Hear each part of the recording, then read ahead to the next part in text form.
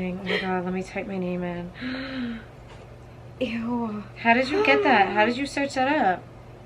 There. I look like a scared little girl. Like you just, I'm not gonna say it out loud.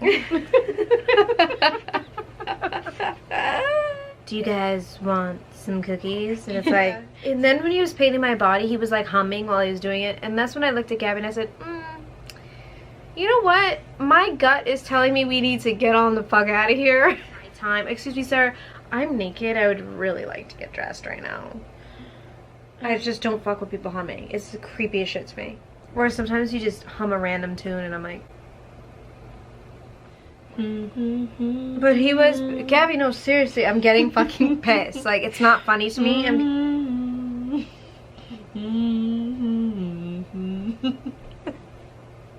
What song is that? Kumbaya, my love. Anyways, the dude... dead ass, we were singing that around a campfire. I know. Well, I wasn't singing. I was like this. I was like, Gabby was like, Kumbaya. And I was like, this fucking bitch, bro. This bitch is kumbayaing with a bunch of people we don't want to even be kumbayaing with. Because I was like, we gotta make the best ever situation.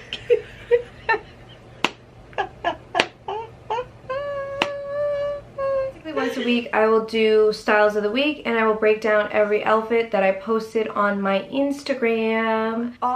Ruche. That is definitely not the vibes I was getting, bro. Ruche? Am I spelling? Maybe I'm spelling it wrong. It's not ruche pants. There's no way it's called ruche pants. Hold on. Roche. Well, either way, me and Gabby are saying it incorrectly, but we'll go with ruche pants because it sounds classier than ruche or whatever the fuck we were trying to say. It's like, hey, pass me the bread, and then all of a sudden your titty is out on the table. It's just not gonna work. So yes, it's a sexy top. Yes, it looks good in pictures and it looks good on, but it's also that fear because it is super thin material that your boob might say hello. Hi.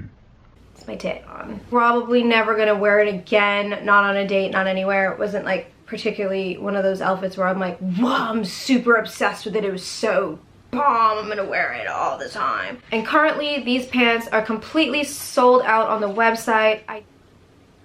It's just like the overall look, how I styled this outfit was just a fucking no all around. Unfortunately, you win some, you lose some. And I didn't win that style. It just wasn't my best outfit of the day, that's for sure. It just wasn't. No. It's just, what was I thinking? I don't know. I don't know. I don't know. Call me cheap or call me smart. Either works for me.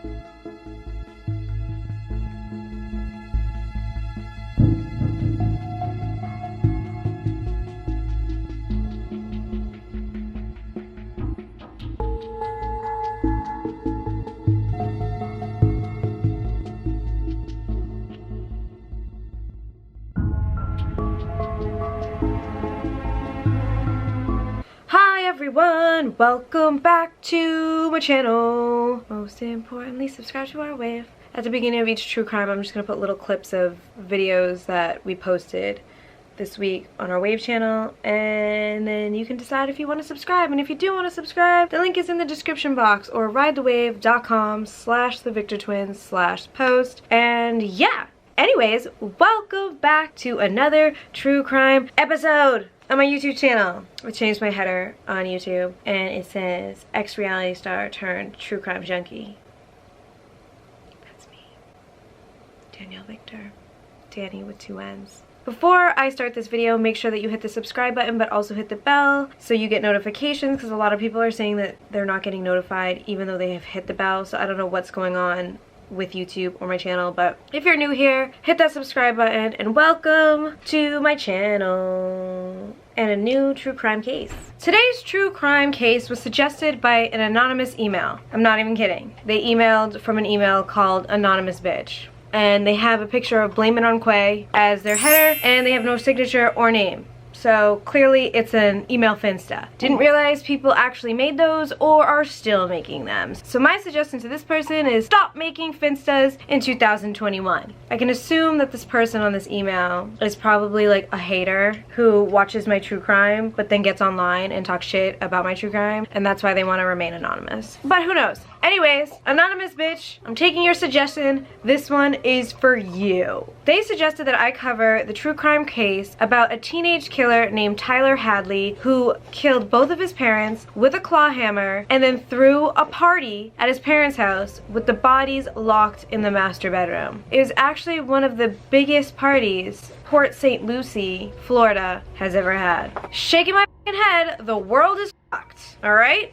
I'm going to cover this case the best that I can because there is hardly any information online. I had to literally use a Rolling Stones article, an ABC article, and a couple other random articles from Google to try to get all the information that I could to tell this case. There's no episodes of Snap, there's no episodes on ID Network, there's literally nothing for me to work on except for a couple of articles. So I'm going to try to cover this case the best that I can. So let's get started. So let's just dive right into how a teenage boy can kill both of his parents with a hammer and then throw the party of the summer. The nickname of this murder is actually called Hammer Time, but I will talk more about that later on. Tyler Hadley was born on December 16th, 1983, which means he's a Sagittarius. How many Sages have I covered on my channel now?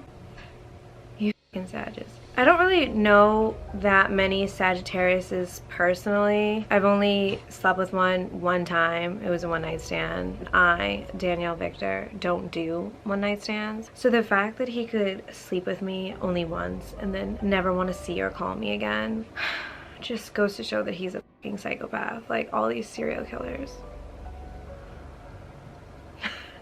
Or my pussy's trash, one of the two. I read in one article that Tyler was born prematurely, weighing in at 3 pounds, 10 ounces, and he was required to be in an incubator for a month. I was a little confused about why this information was put into an article. I wasn't sure if the author was trying to suggest that Tyler being born prematurely or needing an incubator is how he became a sociopathic killer, or if they were just randomly mentioning it. However, as someone who was born premature and also needed an incubator, I can go ahead and tell you guys that being premature and needing an incubator does not make you a killer. Do I have issues?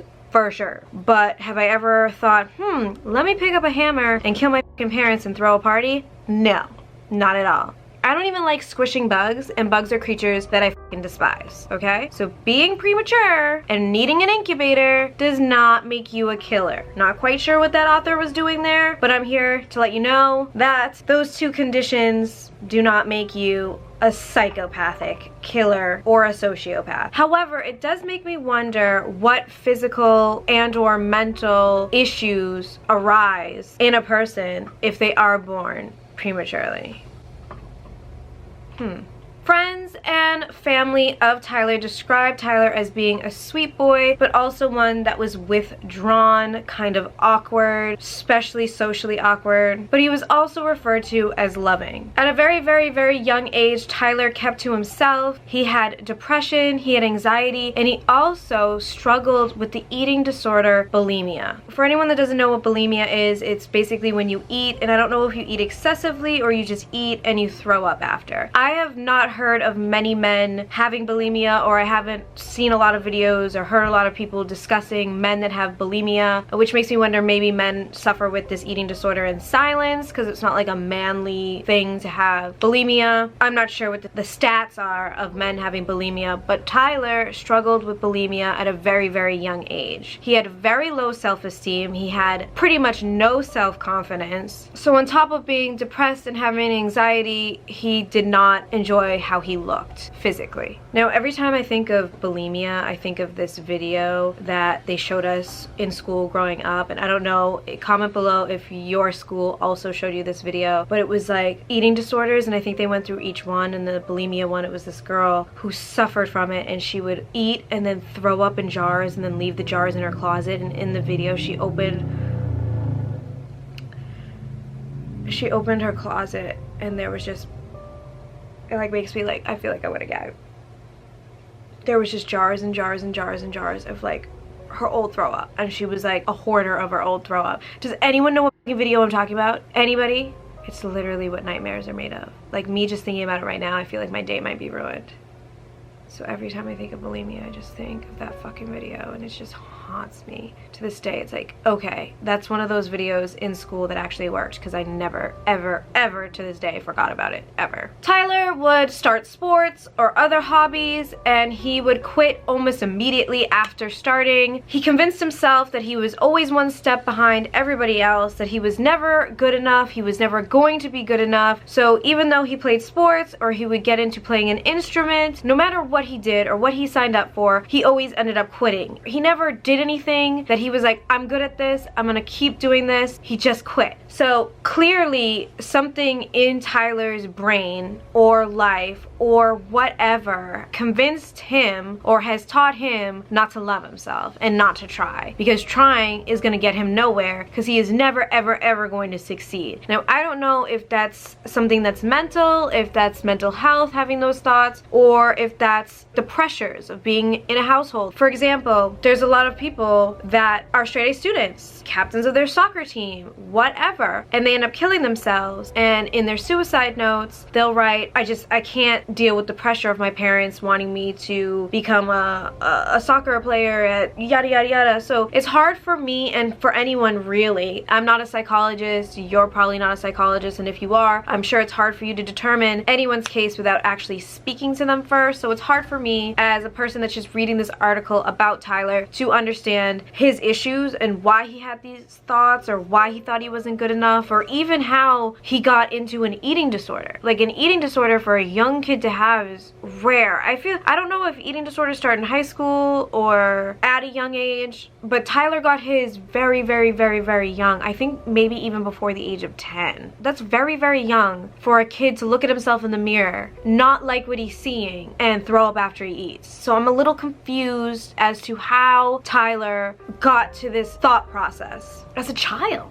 By the age of 10 years old, Tyler was seeking professional help from mental health doctors. He was on multiple medications. The medications Tyler were taking was a variety. Some for acne, some for depression, some for anxiety. He was even taking growth hormones by the age of 10. Now, I don't know about y'all, but it sounds like me that is way, way, way too much fucking shit for a 10-year-old child to be ingesting into their bodies. My nephew, Marcellus, is 7 years old. In 3 years, he'll be 10. I can't fucking imagine him taking multiple different pills at the age of 10. They're so little, they're so innocent. I just can't imagine not only taking one medication, but multiple different medications for different things, acne, growth hormones, depression, anxiety, mixing them all together, ingesting them every day, and it not doing some fucked up shit to your brain, your health, or your body. At 10 years old, when you're not even developed yet. The kid is not even fully developed. And how do medical professionals agree to give children that small medication that young? It's so weird to me. Why don't we try therapy first? Like coloring on pieces of paper. Teaching children how to express their feelings in a different way maybe. But to ingest them with acne medication at 10 years old? Like, 10 is really young to be worried about acne, you guys. Maybe in high school. Maybe at the end of middle school, but 10 years old taking acne medication and growth hormones when you haven't even grown yet? Very weird to me. Very, very, very, very weird to me. I don't get it. By the age of 11, Tyler started going down the path of being and becoming a troublemaker. He would take Sharpie markers, go into bathrooms, fuck up the walls with the Sharpie markers. He started stealing, he started lying, he started skipping school. Skipping school at age 11, I don't even know how that's possible. And like a lot of the psychopaths that I have talked about on my channel, Tyler enjoyed setting fires, arson, and watching shit burn. As a parent, at the age of 11, if my kid was already getting into trouble and setting fires and stealing, I would be worried. But also as a parent, I would have to wonder, wonder if maybe making my son ingest 550 different medications was not the proper move. Because honestly, if you watch like these depression commercials like Zoloft or whatever, they talk for like 45 minutes about the side effects. That's one medication. Tyler was on a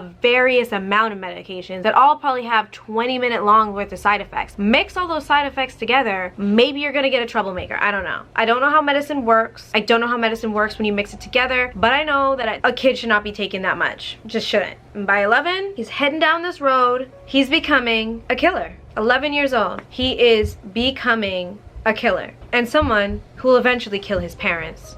Also, in all these commercials for like medications for depression or anxiety and all these new advanced pills that can help you with sadness or feeling normal again, it always says to consult your doctor. So I wonder, when Tyler's parents put him on all this medication, what the doctor was saying while consulting them. Was he like, yeah, mixing all these together, all these medications together was great. No, there won't be any side effects. He needs the medication because with or without the medication, he's going to end up being a sociopath or a killer. I would like to know that, but I mean, obviously people's medical records and conversations and therapy sessions are all sealed documents, so it's impossible for us to know that. I'm just curious as to if they went to the same doctor, if they went to different doctors, and if they went to different doctors, did all those doctors consult with each other about all the different medications he'd be taking at one time? And if they went to one doctor, did this doctor consult them on the side effect or what could happen in 5-6 years if he continues taking all these medications at once? I'm just curious to know.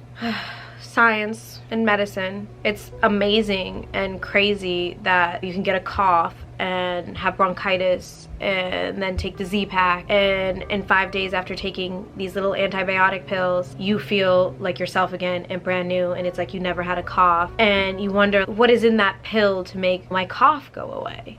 And then there's people that are bipolar or have depression and they take their bipolar medication and they never have a manic episode or a breakdown, and it's amazing that they can take these medications and be wired quote unquote correctly. But there's also people that take medication and they still have suicidal thoughts, or the medication makes them have even more suicidal thoughts and has some type of reverse effect on their bodies as opposed to somebody else who the medication works for. So it's just crazy to me to appreciate science and medicine, but also not understand it. So for me, when I'm reading this case and I see a 10, 11-year-old boy that's on so much different medication, and I couldn't find a list of the medication for when he was at that age, it's just, I become curious. And curiosity kills the cat, and I always want to have answers to things that I'm curious about, and in this particular situation, I'm obviously not going to get it. I'm not saying the medication is the reason for this tragedy, but I'm also saying that I don't know that the medicine is not the reason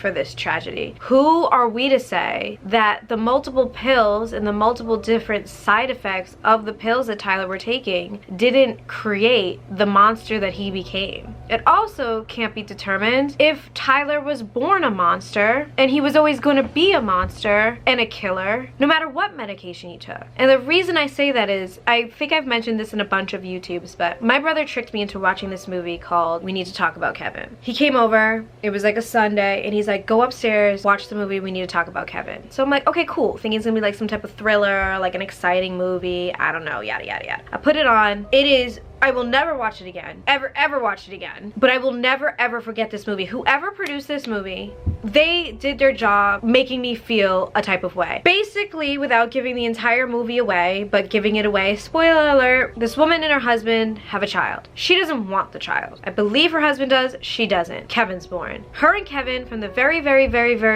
beginning, had a relationship that lacked love. And then we see Kevin grow up. And as Kevin's growing up, we see Kevin becoming a mean, evil, not a nice kid. All signs point to Kevin is about to be a psychopath. Now he's becoming a teenager and they have another kid, a daughter. Mom loves the daughter. Kevin hates the fact that mom loves the daughter, didn't love him. Long story short, Kevin does some shit, some bad shit, basically to get back at his mom and because he hated life and himself. And at the very end of the movie, Kevin's in jail, his mom visits him and she says, why? And basically he says, I couldn't even tell you. And I'll never forget the movie. I really want everyone to watch it. Please watch it. Please watch it and then come back to this comment section and tell me what you thought, because it literally is fucked me up for life. I will never, ever, ever, ever, ever, ever forget about the movie. We need to talk about Kevin.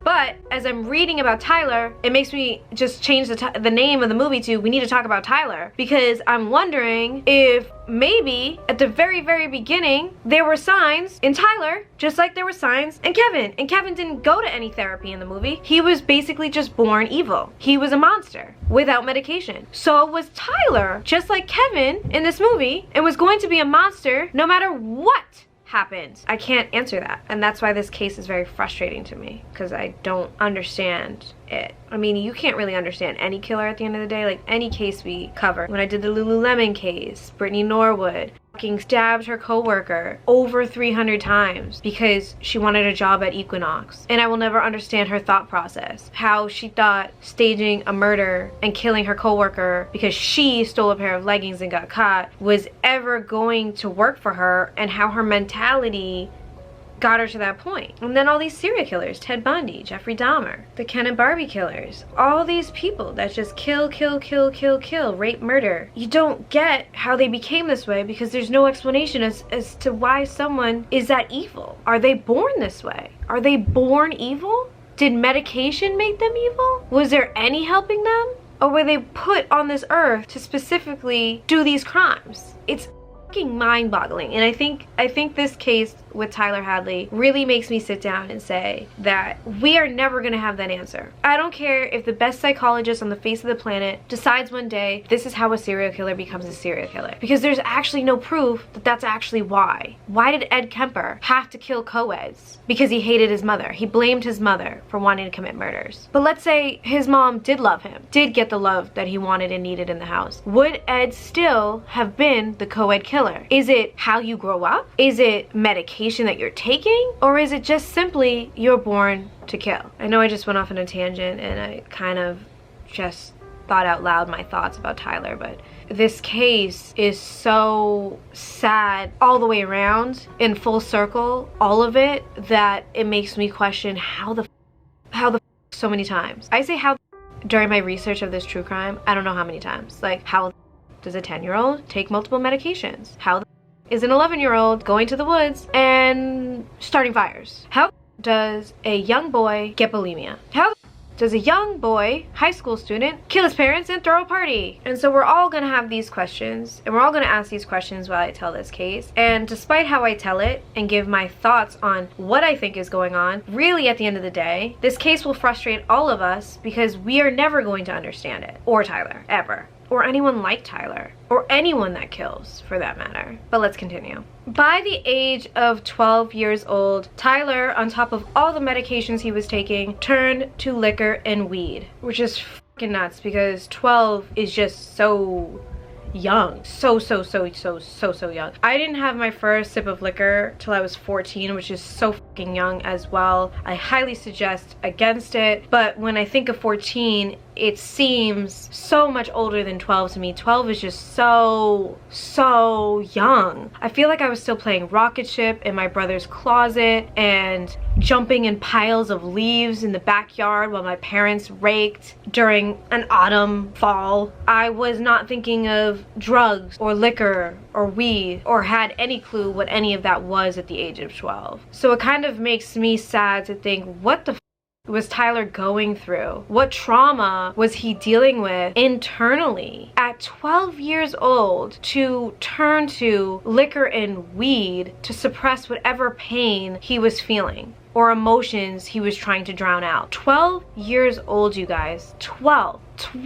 He was drinking and smoking on top of all the other medication he was taking on a daily basis. It's just like, holy shit, what is that 12-year-old boy going through to need to do that at such a young age? And it also makes me wonder, when he was drinking and smoking at 12 years old, was he doing it with other 12-year-olds or was he doing it simply by himself? And how does a 12-year-old get access to liquor and or weed? Who was giving liquor or weed to a 12-year-old? How is he getting it? How is he drinking? How is he smoking? I need answers. By the age of 16, Tyler was now taking even heavier drugs. Instead of weed and liquor, he was taking Percocets. ecstasy, hallucinogens. He started pill popping Xanax, oxycodone. Anything Tyler could get his hands on at the age of 16, he was ingesting. I don't know if he would take these all at one time or if he'd take ecstasy in the morning on Monday and have a Percocet before bed on Tuesday. I'm not quite sure. All I know is that a 16-year-old is taking mental health medication, growth hormones, acne medication, drinking, smoking, and pill popping, all by the age of 16. I took oxycodone after I had liposuction. For anyone wondering about my liposuction journey, there is a story time on my channel. There's actually the Dr. Miami about my fucked up BBL on my channel. There's also my liposuction surgery and an update, and I should do an update soon, like a 2-year update on the results and if it's worth it. I probably should do that soon. Maybe I will. But anyways, I got oxycodone as the painkiller for my liposuction. Oxycodone gives you the nastiest, and I mean the nastiest taste in your mouth. It makes you tired, you sleep a lot for sure, you can't poop, you're completely constipated. It makes you gassy though, so you'll be farting up a storm, but you won't be shitting out anything. So it's like fart, fart, fart, fart, fart, and then you're not even like releasing any of the shit that you're farting. It's actually probably a terrible, terrible, terrible, terrible experience for me. After about 2 days or so, I don't know if it was a day and a half or 2 days, I actually stopped taking oxycodone. I was just dealing with the pain without any medication because I personally can't deal with the side effects, especially the nasty taste it leaves in your mouth while taking oxycodone. So when I hear that people like take oxycodone for fun at parties or just to take by themselves, I'm wondering why. Oxycodone puts you to sleep depending on how much you take. After lipo, I would take maybe 1.5 depending on how severe your pain was, and maybe within 20-30 minutes I'm knocked out and I wake up like 5-6 hours later. I didn't have Caesar at the time, but if you have kids or you have pets, I don't see how anyone could take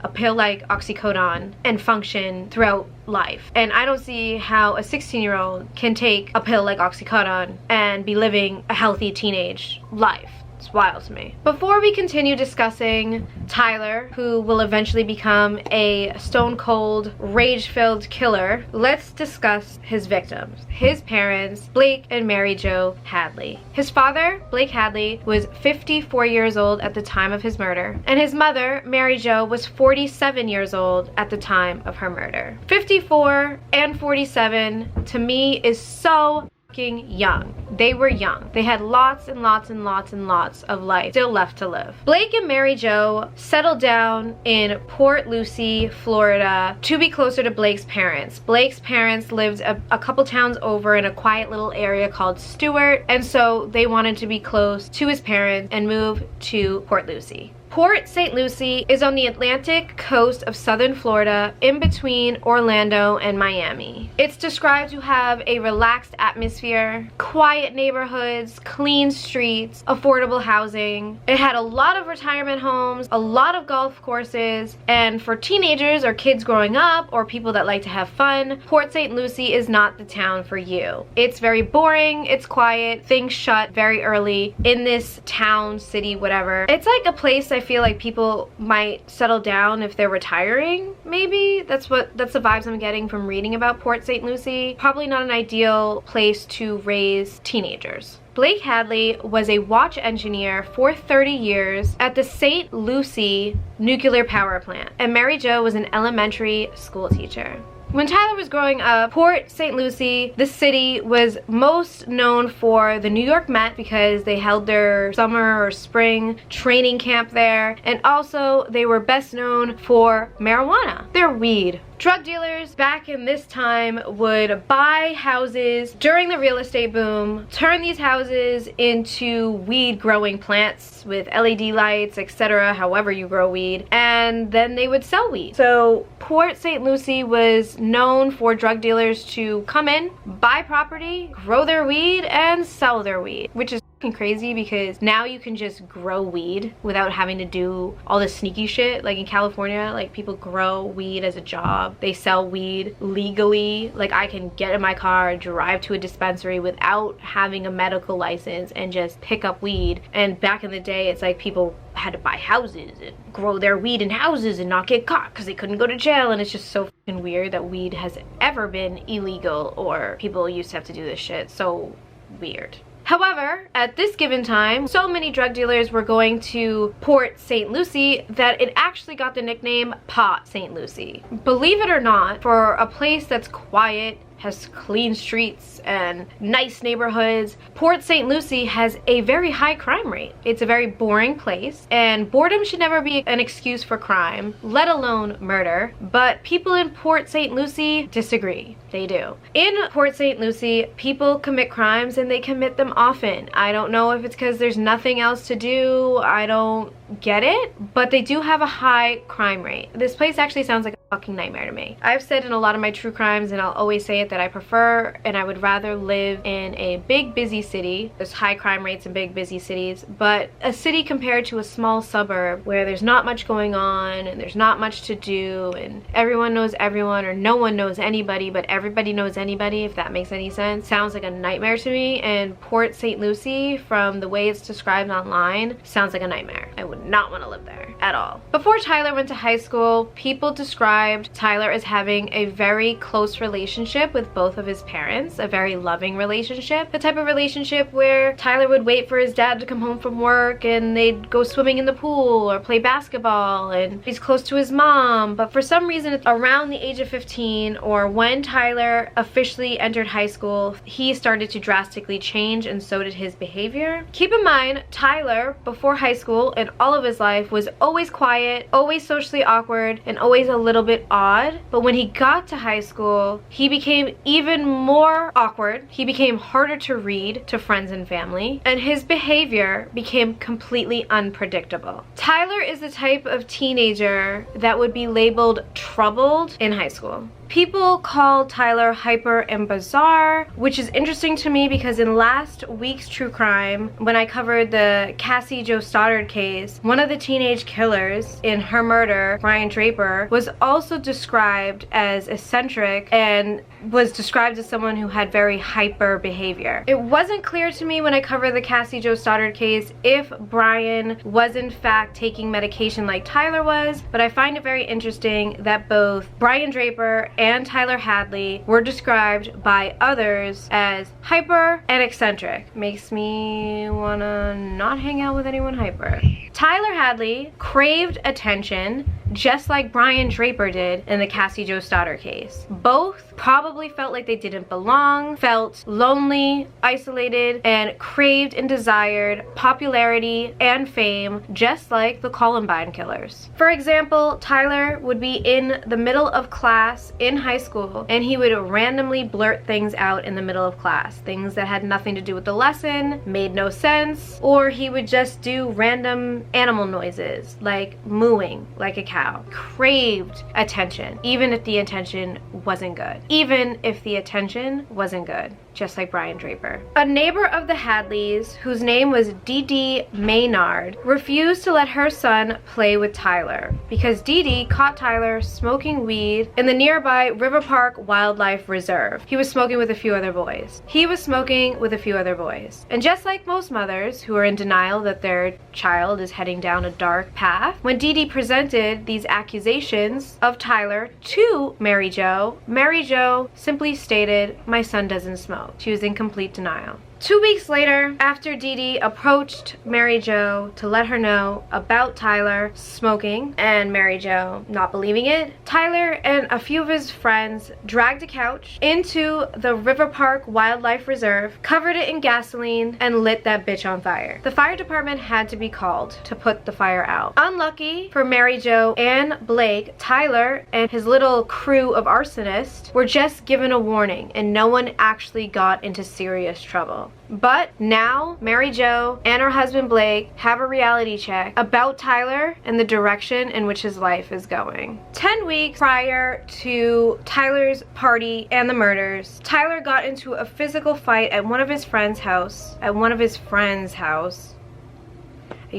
put friends in quotation because who knows if it was like a real friend or just somebody he was hanging out with, because you just never know. Tyler was arrested and charged with aggravated battery, but prior to this arrest, Tyler had already been arrested for burglary, which gave him a record. So now that he has a record, he's getting arrested again, which landed him in the St. Lucie County Jail for a week, and then he was required to undergo house arrest for 2 weeks. Tyler's mom took away Tyler's car and his cell phone and told him that the only way he could communicate with people was through Facebook. Facebook is damn near like having a cell phone. There's messaging, there's voice calls, there's face calls. It's damn near like having your cell phone. So I feel like his mom probably should have taken away his computer and access to Facebook as well. So he had absolutely no car to go anywhere and absolutely no communication with the outside world or any influence, but she did not. An old acquaintance of Tyler, whose name is Ryan Stonesifer, I might be saying that wrong, but I'll obviously, like I always do, put the spelling at the edge of the screen. When he was interviewed by Rolling Stone, he told them that Tyler and his mom had a pretty close relationship. They always had a pretty close relationship. He said that one time Tyler and him were hanging out and he was telling Ryan about how him and his mom got into this fight, and he told his mom to shut up, and he immediately was overcome with guilt and apologized for yelling at her and telling her to shut up. Tyler's relationship with his mother sounds very bizarre and also very toxic, but it also sounds like the type of relationship that most killers have with their mothers. I'm gonna have the text messages on this, the Facebook messages on the screen, but here is some message exchanges that Tyler had on Facebook, and I just want to read them because I think they're really weird and bizarre. Tyler is having a conversation with Isadora Gasho, definitely fucking that name up, and this is how it goes. Tyler, don't text me about drugs. Isadora, what happened? Should be what happened, but let's not focus on that. Tyler, my mom has it because I got arrested on Monday and she's flipping shit. I got out today. Isadora, oh shit. Tyler, fucking shit sucked. Isadora, you bad kid. Tyler, just kidding. It's a pirate's life for me. Isadora, laughing my ass off. What are you talking about? Tyler, I don't fucking associate with non-pirates. This is such a weird conversation. Isadora, what? My thoughts exactly, Isadora. What? What? Tyler, okay, I'm done with all the nautical nonsense. Isadora, smiley face. You're so silly. What are you doing? Tyler, nothing, considering suicide. Isadora, why? Question mark, question mark, question mark. Tyler, because I want to die, I guess. What other reasons are there? Isadora, are you being serious? Tyler, yes, I do want to die sometimes. Isadora, don't die with 3s. Smoke a bowl whenever you're down. Stick out tongue emoji. Tyler, I used to. Now I drink a lot when I'm depressed. It fills the emptiness inside me. Isadora, you're quite a character. Kind of a smiley face that got fucked up. Tyler, yes, but all my smiles are fake. Okay, let's just talk about this really quick, okay? Isadora, have some standards when you're talking to dudes. This is obviously a chick. She clearly either wants drugs from Tyler, gets drugs from Tyler, or has a crush on Tyler. Either or, the conversation is bizarre. If someone's telling you that they're gonna kill themselves and they think about dying sometimes, your response is very lack of caring, lack of emotion, and kind of weird. Like if somebody was messaging me that they were thinking about suicide, I would be calling the hotline. Maybe if Isadora was a decent human being and Tyler messaged her this type of message and she got him the proper help, maybe that could have prevented his parents from being murdered, because clearly Tyler is in desperate need of some help in this conversation. But Isadora is just like, ha ha ha, you're so silly, tongue out emoji. What? Stupid ass little girl. Anyways, pathetic. Here's another text exchange between Tyler and somebody else, another friend on his Facebook with the name Mercedes Maxine Marco. I don't know if this is a girl or a guy. Mercedes is giving me girl name vibes, but who knows. Mercedes says, I'm sad. That sucks, dude. Is your mom pissed? LOL. Tyler, no, she's disappointed. I feel bad. She was crying. Mercedes, aw, did you do anything for her today? It's Mother's Day. Tyler, yeah, me and my brother took her out to eat and whatnot. Haha. Mercedes, aw, that's so nice, LOL. Tyler, LOL, I know, it was a nice day. So, guess sometimes Tyler has good times with his mama, and then other times he doesn't. Tyler, LOL, yup, she's a see you next Tuesday for sure. I might kill her. Mercedes, oh my god, no jail, or I mean prison, LOL. Tyler, oh well, heart. I'm just gonna go ahead and say that every single person that has engaged in conversation with Tyler has been giving every single red flag or warning sign to either call a suicide hotline or call the cops. He's told people he wants to kill himself, and he's told people that he's plans and hopes and dreams about killing his parents. And nobody whose messages or conversation I have read is taking it seriously. Now, I don't know about y'all, but if somebody's texting me that, I'm gonna take it seriously. I'm believing them.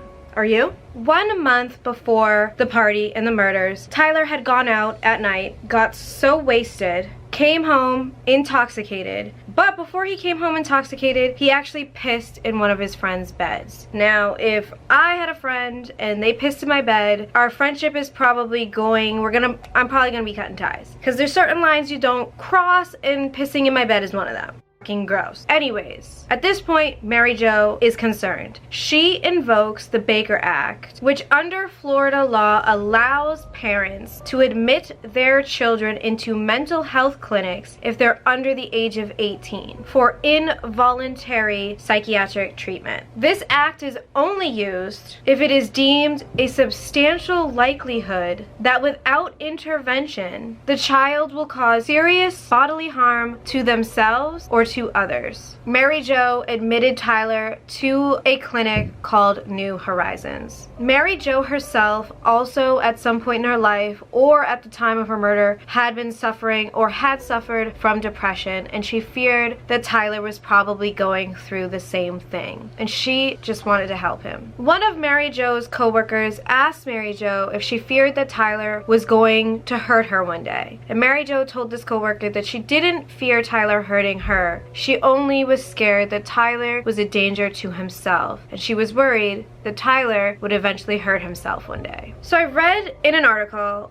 that Mary Jo gave and made the decision to give Tyler growth hormones to help him boost his confidence. Mary Jo did not want Tyler to be short and chubby or to be made fun of by his peers or his classmates because he was short and chubby. I hate to talk about or judge anyone that is no longer with us, but I have to discuss reading this in an article and how it made me feel. Now, as a parent or as anyone that loves anyone, we shouldn't be judging them. If you're judging them, they're gonna think that everybody else is judging them. So as a mother, if you are looking at your son and you're like, you're short and chubby, you're gonna get made fun of. I don't want you to get made fun of. I want to boost your confidence. I'm going to give you these growth hormones even though you're not done growing, is very odd to me. It makes me uncomfortable. It makes me think that maybe Mary Jo and or Blake were looking at Tyler and trying to make Tyler into somebody that he wasn't, instead of just loving him for who he was, and maybe that right there caused some issues. I just find it very weird that as a mom for your son who's so young and still growing, you would take it upon yourself to want to give him hormones despite the side effects because you don't want him to be made fun of for how he looks, when you should be the #1 person telling him no matter how he looks, he's amazing. Does anyone else agree with me on this, or am I alone on this? This just made me uncomfortable. I wouldn't personally do it to my child, and I can't imagine how that made Tyler feel. His mom making the decision for him to take growth hormones, to look different and to feel different. I don't know. The weekend prior to Tyler's party and the murder of his parents, Tyler attended a family reunion in Georgia with his parents. His grandfather would later recall that there was absolutely nothing off. He did not sense or see any indication that there was any problems between Tyler and his parents. The night before the murders, Tyler and his parents all went out to a family dinner. The family stopped at Circle K. I've never ever never heard of anything called Circle K before, so I googled what is Circle K, Port St. Lucie, and it's a local convenience store, kind of probably like a 7-Eleven or like a Sunoco gas station or something. Him and his family stopped at Circle K, and while he was in Circle K, he ran into a friend named Cameron Adams. Him and Cameron are catching up. Cameron asked him how his parents were, and Tyler responded with, "Oh, they're all right." And then Cameron's like, "It's my girlfriend's birthday. We're going to Benihana's to celebrate," which is actually kind of funny because I had hibachi yesterday and I'm eating leftovers in between filming. I'm just gonna take a quick bite because I'm like so hungry right now. These lights make me like so hungry. Tyler wishes his girlfriend a happy birthday and invites her and Cameron to his house the following evening. He says, quote, "I'm having a party, we'll celebrate," end quote. Killing his parents is a thought that Tyler had very often, and it started at a very young age. Mark Andrews, a friend of Tyler's, who's known Tyler for about 11 years, got interviewed and discussed a time when Tyler was 10 years old and he came over to Mark's house after getting into a fight with his mom. That day, at 10 years old, Tyler vowed to Mark that he was going to kill his parents. Mark, like everybody else, thought Tyler was being dramatic or was joking. Mark told Tyler that every parent in the world pisses off their kids, and then they both laughed off the bizarre conversation. Another friend of Tyler's, whose name is Marky Phillips, had seen Tyler 2 days prior to the party and the murders. He would describe Tyler as being pretty fine. However, 2 weeks prior to the party and the murder, Marky and Tyler were kicking it, and Tyler, randomly, in the middle of a completely different conversation, blurted out that he wanted to kill his parents and throw a big party after. And nobody has ever done that before. Throw a huge party with the bodies still in the house. Again, I'm just like, what is wrong with the children in this city? If you're kicking it with a friend and in the middle of a random conversation just blurt out that they want to kill their parents and throw a party, and have probably made comments about killing them before, wouldn't you be like, okay, something's wrong with Tyler? We need to talk about Tyler. I just don't understand anyone that surrounded themselves with Tyler. No wonder this kid was like dying for attention. Not even his friends believed a goddamn word he was saying, and he was telling the truth. He did plan on killing his parents, and he did plan on throwing a big party after. And then when he was posting on his Facebook, which I'm about to get to, that he's having a party, people like Marky Phillips and Mark Andrews aren't like, you know what? Tyler did just say he's gonna kill his parents and throw a party. Is that what he's doing tonight? None of y'all had that thought? None of you? Fuck. What the fuck is wrong with these people? All of them. Everyone. Everyone is fucked up. Every single person is fucked up. Every single person. So again, Marky Phillips, just like everybody else that Tyler confessed to or confided in or whatever, spoke with, didn't take him seriously. They thought he was joking, and he wasn't. The entire week of the party and the murders, Tyler had been telling everyone that he was going to be having a party. People that knew him did not believe him because his parents were getting pretty strict, he was just on house arrest, and no one believed that they would actually let him throw a party. On Facebook, people would ask, "Hey, is the party still on?" And Tyler would say comments or respond back by saying shit like, "I'm working on it." I'm gonna put this message exchange on the screen, but this is a message exchange between Tyler and some guy named Antonio Ramirez. Tyler, sup bruh? Antonio, chillin', what you doing tonight? Tyler, trying to have a party at my crib. Antonio, your parents ain't home? Tyler, nope. Well, they're leaving soon.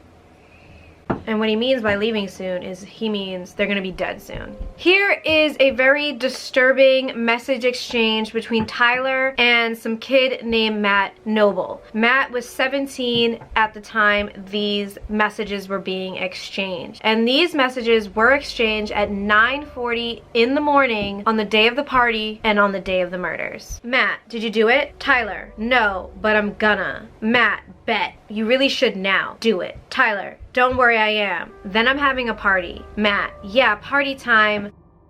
Exclamation point. I have so many questions. Number one, is Matt white? Because if he is, I'm very fucking confused why a white kid is calling another white kid. Yeah. Why is this person saying get it all. Is he black? I don't know. Couldn't find a picture of him online anywhere, so I don't know if he's black or white, but I'm gonna go ahead and assume with the name Matt, he's probably white. And makes me wonder why a white dude is calling another white dude like it's normal. Cause it's not. Number 2. These messages between Tyler and Matt are basically Matt encouraging Tyler, someone who is clearly unwell, to do something terrible. Like, I don't know, kill his parents and throw a party. Do you guys remember the case and the story of Michelle Carter, the 23-year-old girl who got convicted of manslaughter for convincing her boyfriend to kill himself? Do you guys remember that? You guys remember that at all? There was a Lifetime movie on this shit. I think there's a whole show coming out on Hulu if it's not already out already. But basically Michelle convinced her boyfriend, who was already unwell, had suicidal thoughts prior, to kill himself. And he did it. And she got convicted of manslaughter. And she is serving time. So I'm wondering, where the f are Matt's charges at? Huh? Where are Matt's charges at? Because Matt is convincing Tyler, who is clearly unwell, to quote, do it now. Referring to, murder your parents now, bro. Let's have this party. It's party time. Kill him. What are you waiting for? Do it now. If Michelle Carter can be charged and held accountable for playing an active role in convincing her boyfriend to kill himself, then why aren't people like Matt Noble being held accountable for playing an active role in Tyler's parents' death? Convincing someone to do it now, kill your parents now, let's get this party started, bro, is the same thing that Michelle did to her boyfriend. Knowing, you know, there's something a little off with Tyler, but he's gonna have a party tonight if he can kill his parents and get it over with. So kill your parents, bro. Even if I think you're joking, why would you say that to someone who's clearly unwell? So if Michelle can be held accountable, why can't anybody else that convinced Tyler to do it? Because Tyler wants to be liked. He wants to have a party. He has the lowest confidence. He doesn't like his looks. He doesn't like himself. He hates his life. He hates his parents. But now he's getting pretty popular. People are hitting up. Tell him to throw that party. Convincing him, just kill your parents already. Have the fucking party. Someone who's been dying to be liked or known is finally getting the attention that he's been craving. And so you have motherfuckers like Matt Noble calling him a when he's white in what seems like a predominantly white city, convincing him to just do it now. Kill them now, bro. Get it over with. Kill them. Do it. So why ain't a motherfucker like Matt being held somewhat accountable? So he told him to do it through the party, and I'm curious to know what happened to Matt after. You went to the party and then you found out like maybe a day or two later that his parents got killed. What did Matt do? I'm curious to know. Matt, if you see this YouTube, what the did you do, huh? Did you feel guilty? Were you like, oh shit, that actually did it? This fucking, like, this story and everyone in it is like the most frustrating fucking shit I've ever researched.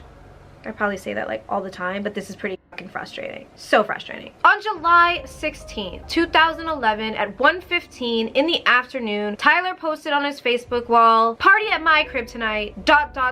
maybe. A girl named Ashley Hayes commented or messaged Tyler and said, well, what if your parents come home? And Tyler responded, they won't, trust me. At 8:15 p.m., Tyler posted on his Facebook wall again, party at my house, HMU, which means hit me up, for anyone that doesn't know what HMU means, because I'm sure there's a few people that are watching that are like, HMU, let me Google it. Hit me up. And at this point in Tyler's life, he was about 6 feet tall, super skinny, like a bag of bones, very pale looking, almost like he was like almost like a skeletal type of look to him. At school and outside of school, his social circle was made up of outcasts, socially awkward people, delinquents, and or druggies like pill poppers, marijuana smokers, potheads, whatever. But on the night of July 16th, 2011, even popular kids like football players, cheerleaders, soccer players, baseball players, headed to Tyler's house, a person they barely knew or acknowledged, to join his party. Because as I stated earlier in this video, Port St. Lucie is a boring town, especially for teenagers. And on July 16th, 2011, on a hot summer night, there was absolutely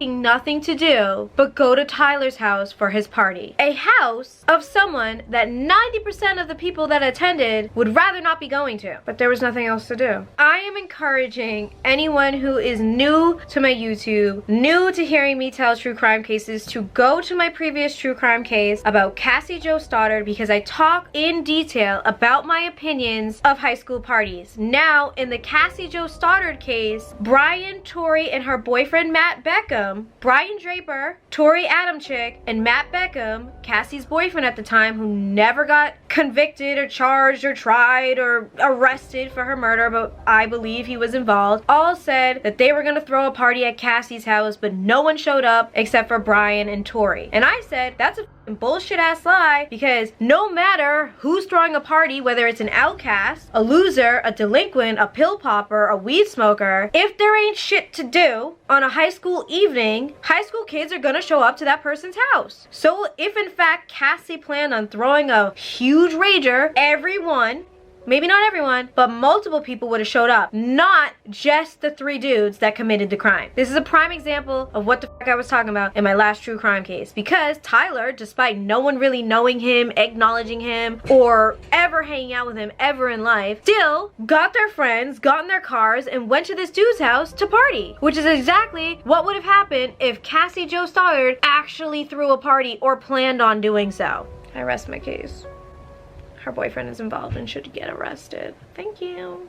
If there's a party in high school, no matter who's throwing it, whether that person is considered a loser, popular kids and kids that are considered to be on the in crowd are gonna be going to that party. That's just what it is. Port St. Lucie is filled with nursing homes, golf courses, and at nighttime, all businesses closed early. This would leave teenagers desperate for fun, desperate for shit to do, like going to Tyler's house for a party. 11:30 p.m., July 16th, 2011, people start arriving to Tyler's house for his party. He'd answer the door in a black long sleeve t-shirt, black pants, and black high top Air Force One sneakers. He was high on ecstasy and rolling out of his mind. He was anxious, per usual, because people described him as being eccentric, hyperactive, anxious, anxiety-filled. So being anxious was normal for Tyler, but he seemed to be even more anxious at this party. He was rubbing his hands together, he was walking back and forth, pacing around a little bit. People just assumed it was because he was high on ecstasy and tripping the fuck out. I did Molly once, and like not by choice, and it was such a bad experience for me. It's like being in an outer body experience and you can't do anything but wait for the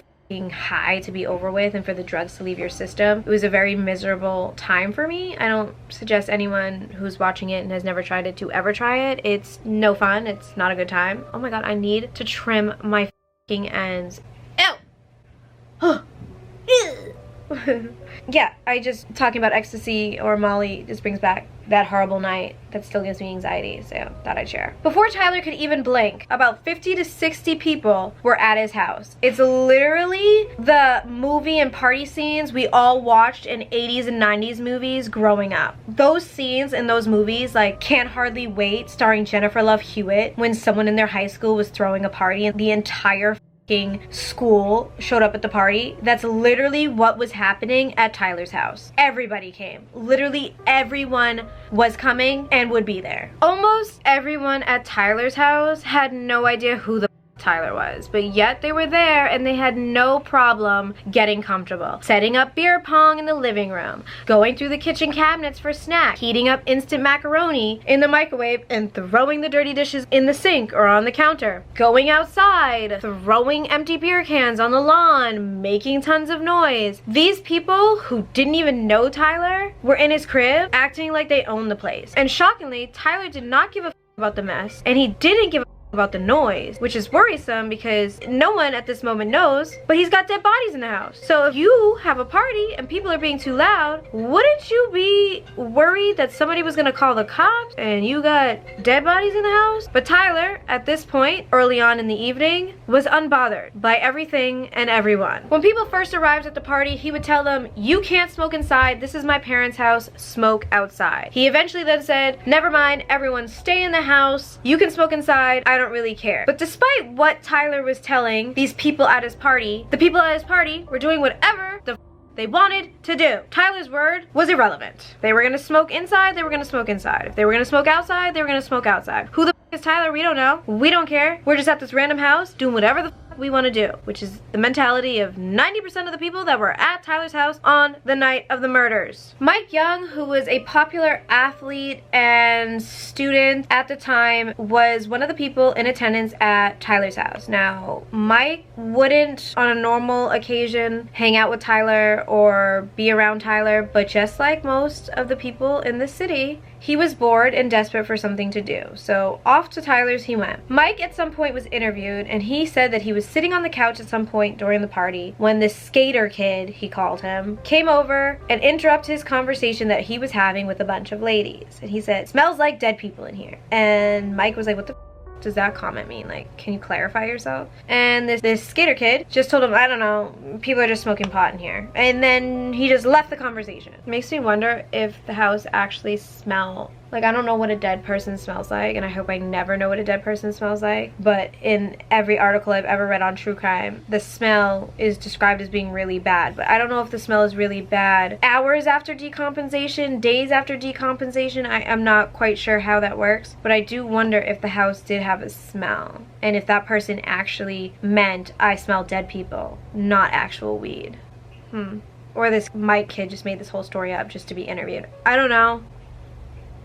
I do not know. Another kid named Jose Arazo, who was 17 at the time, recalls playing beer pong and somebody blurting out, "Oh, he killed his parents," and everybody laughs, including Jose. All night long, people would ask Tyler where his parents were, and all night long, Tyler would change his story. "Oh, they went to Georgia." "Oh, they're in Orlando." To, "They don't live here anymore. This is my house." At this point in the party, no one knows that Tyler had killed his parents and the bodies were still in the house. Nobody knew this but Tyler, who was either drowning out his own guilt, his own emptiness, or just the plain darkness of it all with liquor and drugs that were available at his own party. By midnight, 60 people turned into 100 people. Tyler's house was jam-packed. Now, I don't know if you guys understand, but 100 people in a house is a lot of people. A lot of people. 30 people in a house is a lot of people. 100 people were at Tyler's house by midnight. The house was filthy. It was dirty. It was completely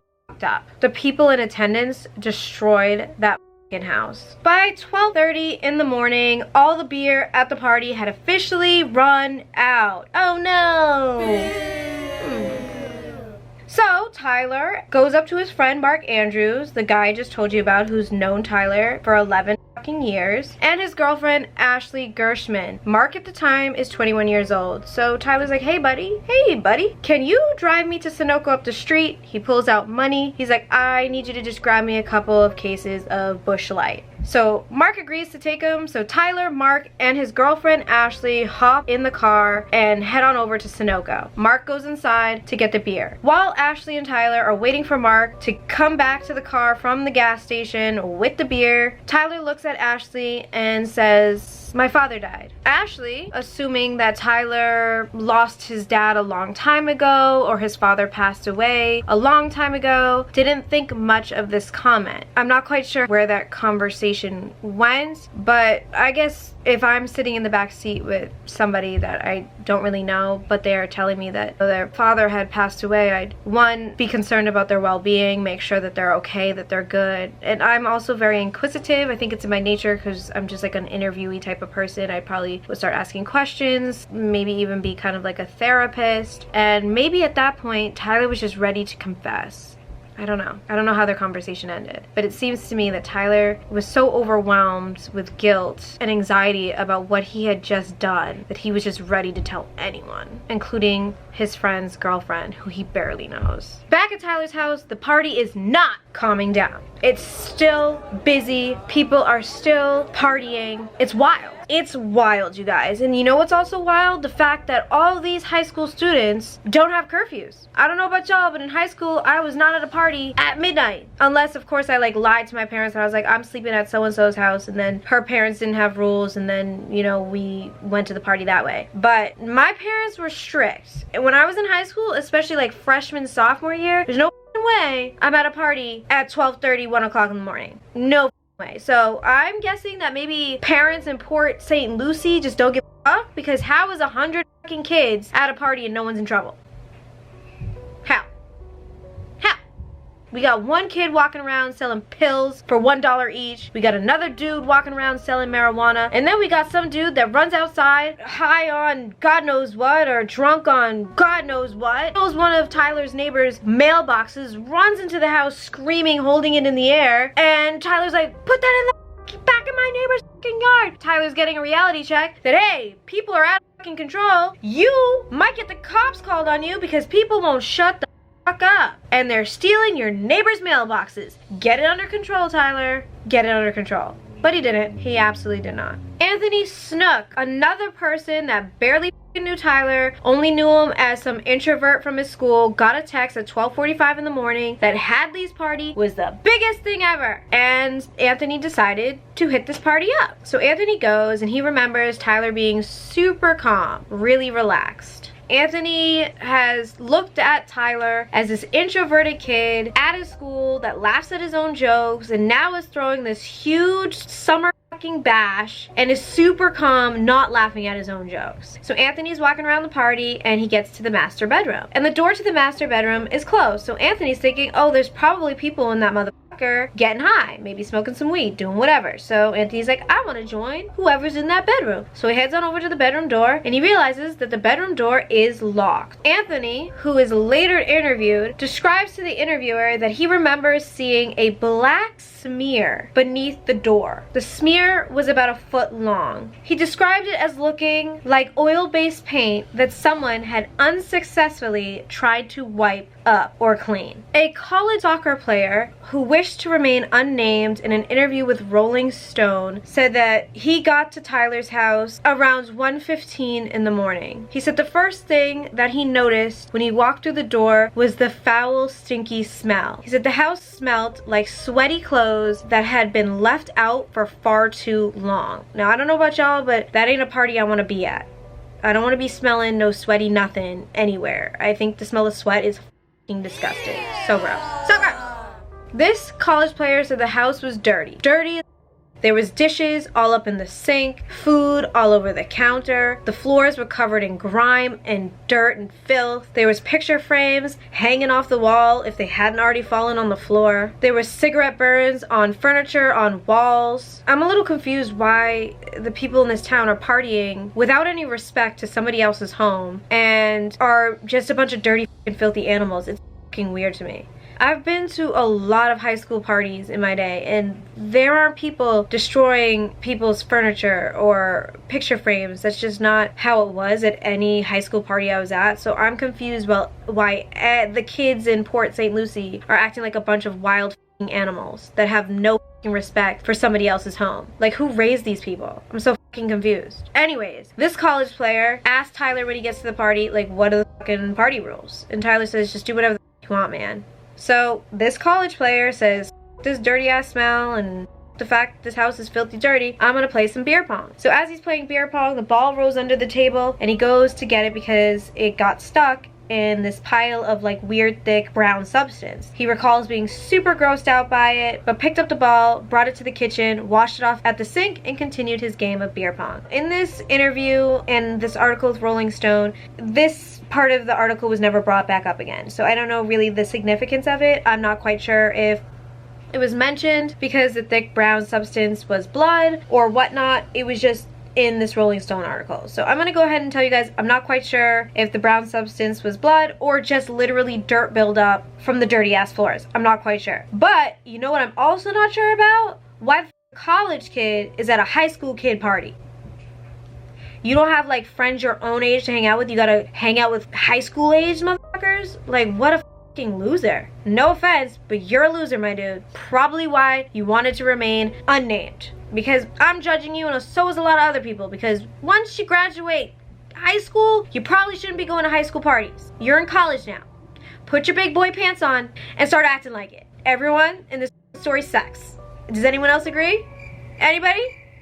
Everyone sucks. Mark Andrews is about to leave Tyler's party, but before he does, Tyler grabs him and says, hey man, can you come outside with me real quick? Can we have a private conversation? And Mark's like, okay, what's up? So they go outside and they're talking privately. Tyler looks at him and he's like, man, dude, I did some things. I might go to prison. I might go to jail for life. I don't know, dude. Freaking out right now. Mark's looking at him like, what the man, what are you talking about? Mind you, it's past 1:15 in the morning, so Mark is probably drunk, high, whatever Mark is doing. And he's just looking at Tyler like, what are you talking about? Tyler then says to Mark, you're not gonna believe me. No one believes me, but I killed somebody. Mark, hearing basically Tyler's confession, his first confession of the night, looks at Tyler and says, don't tell me that shit. That's your business. I don't need to know that shit. I don't need to know. Don't tell me. It's not my business. So the conversation ended, but not how Tyler planned. Now again, as I've said and I'll keep saying, what the fuck is wrong with the people in this city? What is wrong with them? Your friend of 11 years just looked at you and told you he killed somebody, and your response is, I don't need to know that's your business? 2 weeks ago, he just told you he was gonna kill his parents, but it ain't your business, bro? Who raised these people? What is wrong with everyone in this fucking city? I'm just like, what the is wrong with everyone? Tyler then runs into this kid named Ricardo Escovedo. Probably saying his last name wrong, but this kid was 18 at the time of the party. Ricardo says, hey Tyler, hey buddy, hey man.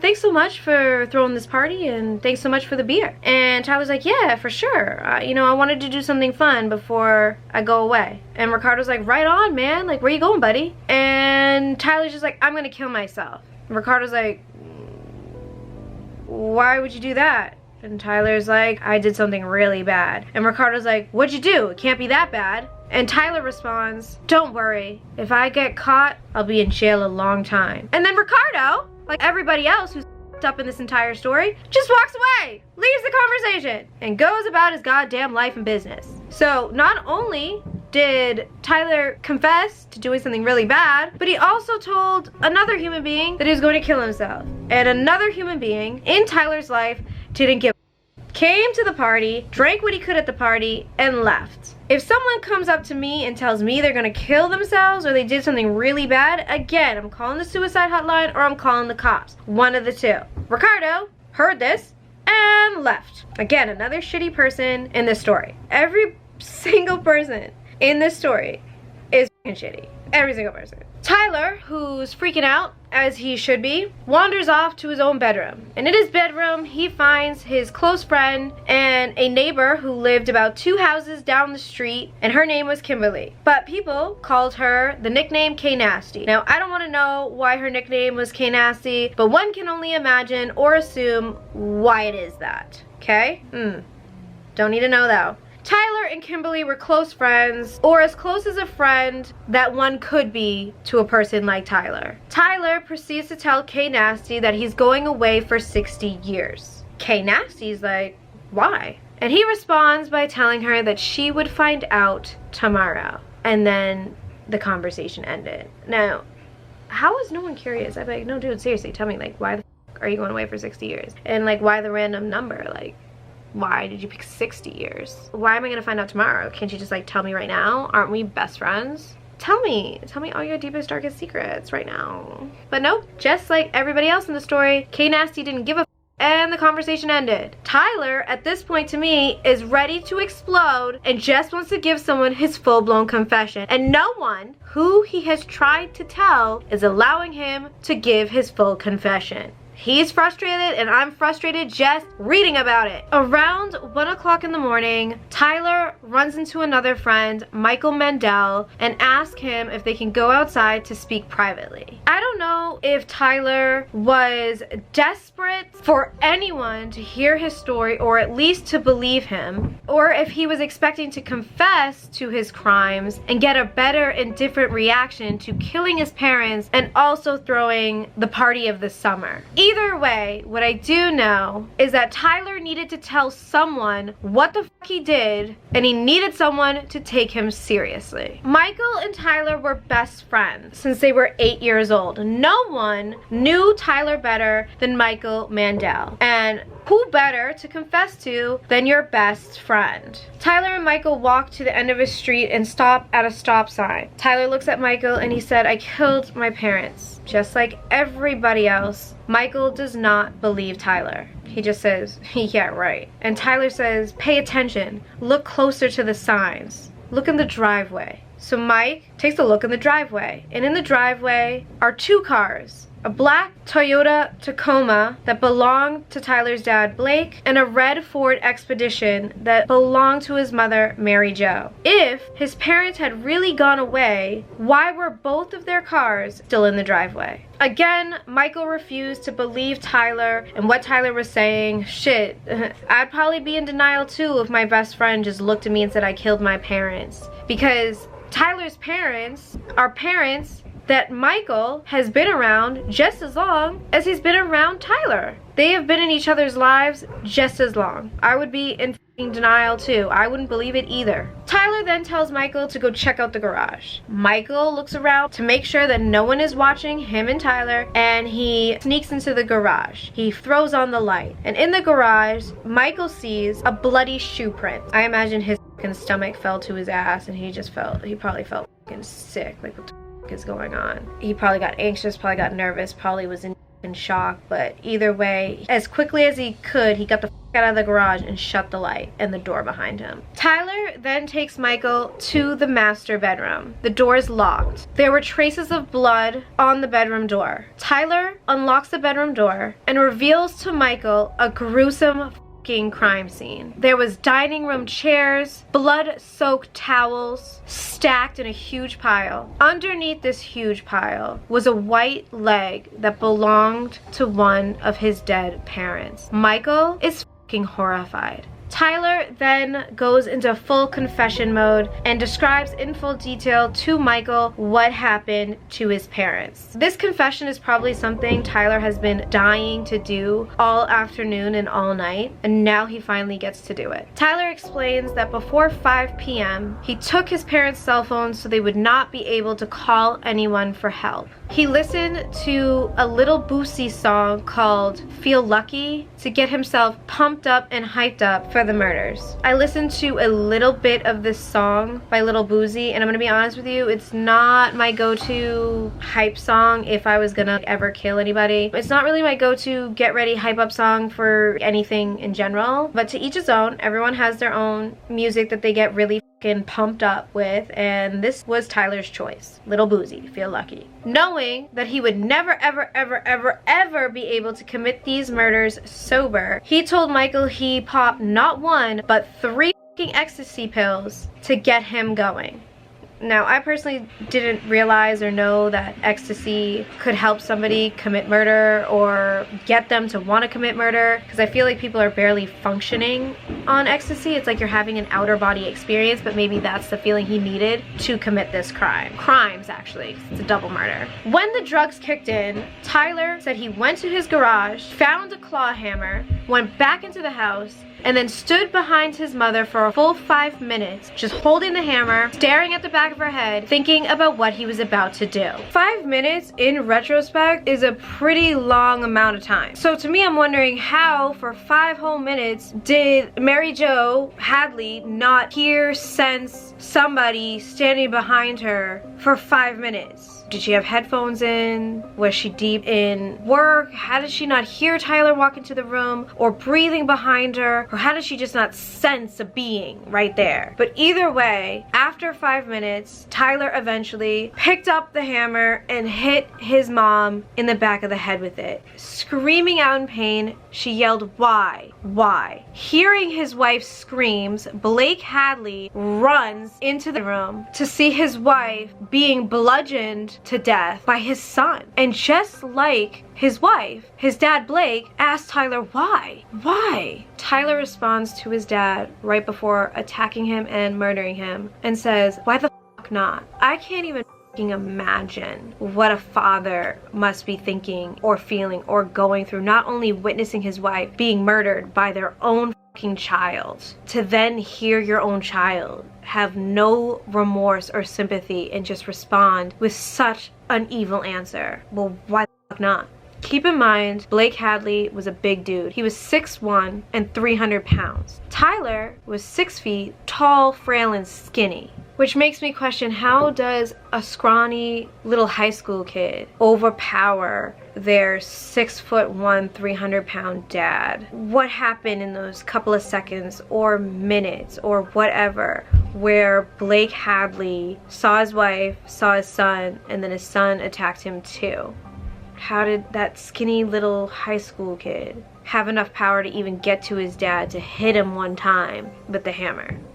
Then I think he must have been in despair. His heart must have been so broken that his body and his thoughts weren't caught up with each other, and he didn't even have enough time to react before his son attacked him and killed him just like his wife. I just personally wish that at least one of them had survived instead of both of them being murdered. Keep in mind, Tyler, who is making this full confession to Michael, is reenacting the situation as if he is still holding the hammer and is re-killing his parents like a real psychopath. Mike is listening and is horrified. Tyler then tells Michael that he wrapped his parents' dead bodies in towels before dragging them into the master bedroom. Blake and Mary Jo's bodies laid side by side next to each other on the floor with the hammer in between them. There was shattered glass, towels, pillowcases, Clorox wipes all over the floor. Tyler tells Michael that it took him about 3 hours to clean up the mess and the evidence, which took him longer than he anticipated, which was annoying and irritating to him. It was not time he anticipated on spending on cleaning up such a mess. Tyler then explains to Michael that after he cleaned up the mess, he got into the shower, and when he got out of the shower, he took a long look at his reflection in the mirror and laughed at himself in the mirror. I don't know about y'all, but if I'm Michael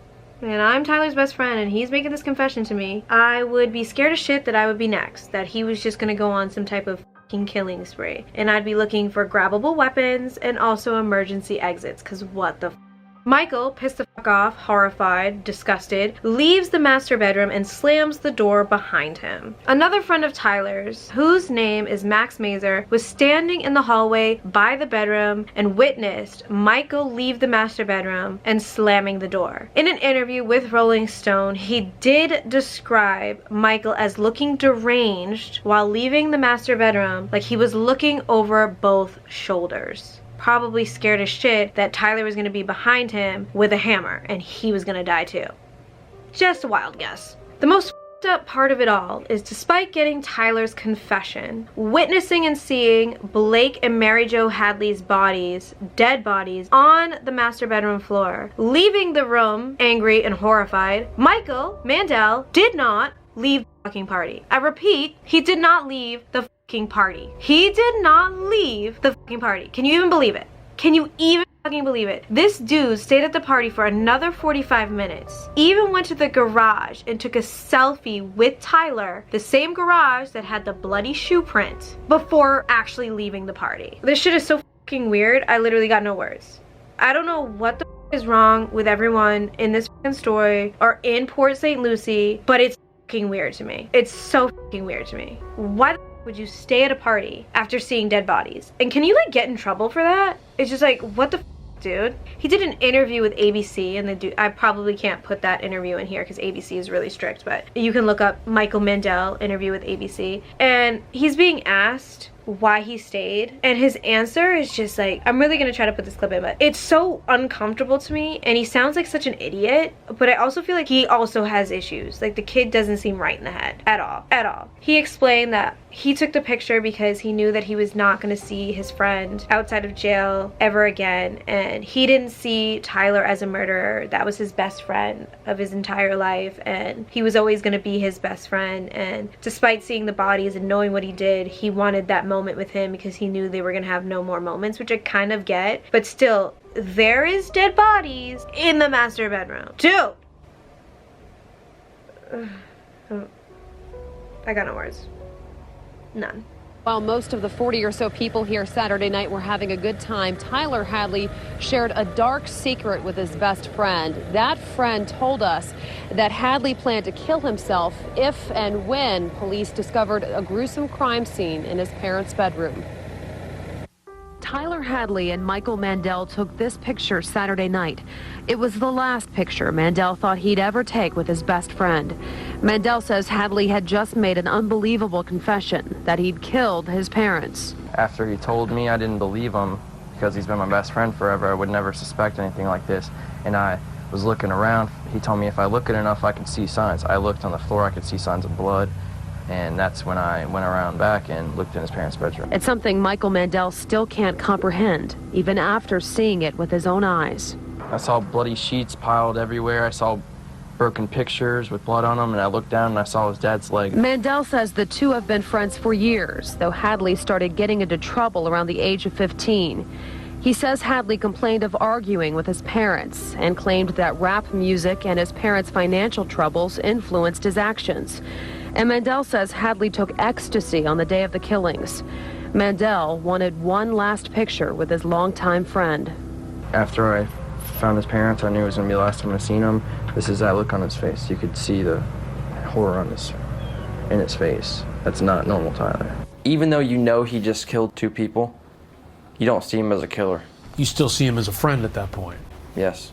Why not try to get Tyler out of the house immediately or call the cops? Because he could be a danger to everybody in that house, including you. I was still in shock. And I have to show you something here. Why did you take this picture? Because I knew it was going to be the last time I ever seen him. So this was to remember him? Yeah. A lot of people look at this picture and they say, Mike's callous. He doesn't care. What do you say to those people? Look at the picture. Am I smiling? Is Tyler smiling? He looks very worried to me. And he looks very scared. And how do you look in this picture? I look like that this is the worst day of my life. I knew I was gonna call the cops on him when I took that picture. It is now 2 a.m. and someone at the party screams out, "Someone else is having a house party, let's get the out of there and go there instead." So herds of teenagers and clearly college students that are weird are getting into their cars, throwing red cups on the lawn, making tons of noise, doing donuts on the street, scooting on out of there to head to a different house party. Now at this point, Rianne Wallace, who was a neighbor of the Hadleys, had just about enough of the noise. She had no idea why Tyler was having a party or why his parents would allow him to have a party, but it's late, it's 2 a.m, she's tired, it's been loud all night, she's had enough. So she calls the cops and she makes a noise complaint. 2 police show up at Tyler's house. Lucky for Tyler, the 100 people that were at the party earlier were now down to 20 people. He tells everyone to shut the fuck up and hide. He has to answer the door. So Tyler answers the door, he opens the door for the cops, and lo and behold, after a couple minutes, the cops leave and the party continues. Even though there's empty beer cans on the lawn, red Solo cups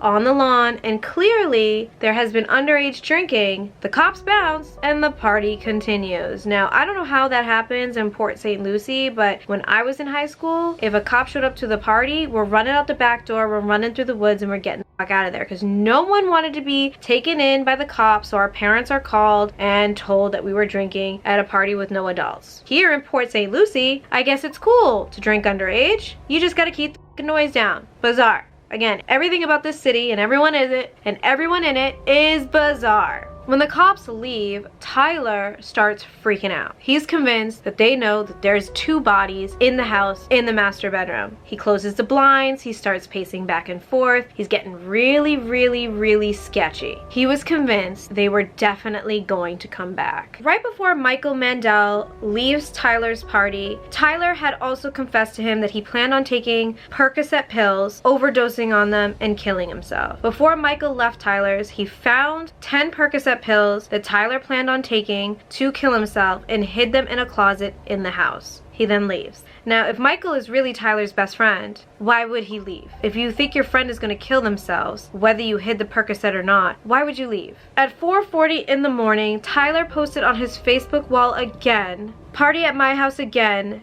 hit me up. After Michael Mandel left Tyler's, he called Crime Stoppers and told them about Tyler's full confession about killing his parents and how the bodies are still in the house, and gave Crime Stoppers Tyler's address. Now I get if Michael wanted to leave Tyler to call Crime Stoppers, but I also feel like he could have left discreetly and come back and been with his best friend, who clearly planned on killing himself, to really be there for him to make sure he didn't do it. But also I get how Michael was probably really scared to be alone with Tyler in case he ended up wanting to kill him too. So I kind of get it when I say it out loud, both sides of the situation. On July 17, 2011 at 4:32 a.m., officers were dispatched to 371 Northeast Grandeur Avenue, Port St. Lucie, Florida.